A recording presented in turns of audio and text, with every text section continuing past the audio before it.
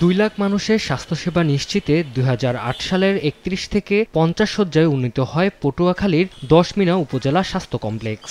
তবে এখনও 31 শয্যার জনবল দিয়ে হাসপাতালটিতে চলছে সেবা কার্যক্রম। হাসপাতালে 22 জন চিকিৎসকের বিপরীতে কর্মরত আছেন মাত্র 3 জন। আবাসিক মেডিকেল অফিসার, গাইনি, মেডিসিন সহ 5টি বিশেষজ্ঞ চিকিৎসকের পদ শূন্য রয়েছে। তৃতীয় ও চতুর্থ শ্রেণীর স্বাস্থ্য সরকারি সহ 60টি পদের বিপরীতে আছেন মাত্র 22 জন। এছাড়া রক্ষণাবেক্ষণের অভাবে দীর্ঘ 5 বছর ধরে নষ্ট হয়ে পড়ে আছে এক্স-রে মেশিন সহ অধিকাংশ সরঞ্জাম।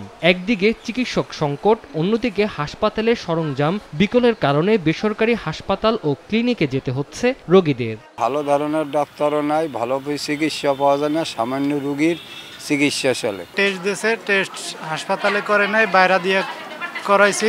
10 মিনা হসপিটাল ডাক্তার অনেক কম আছে, সব ধরনের চিকিৎসা হয় না। ডাক্তার যদি হয় তাহলে ওই রোগীগুলোর চিকিৎসা ভালো হয়। চিকিৎসক ও জনবল সংকটের কথা স্বীকার করে হাসপাতাল কর্তৃপক্ষ বলছে, বিষয়টি ঊর্ধ্বতন কর্তৃপক্ষকে জানানো হলেও সমাধান মেলেনি। আর সিভিল সার্জন বলছেন, দ্রুতই হাসপাতালে চিকিৎসক নিয়োগ দেয়া হবে।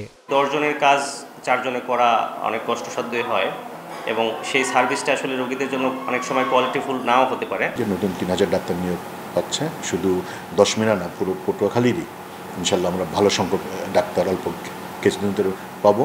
10 মিনা স্বাস্থ্য কমপ্লেক্সটিতে প্রতিদিন প্রায় 500 রোগী সেবা নিয়ে থাকেন। সময় সংবাদ, পটুয়াখালী।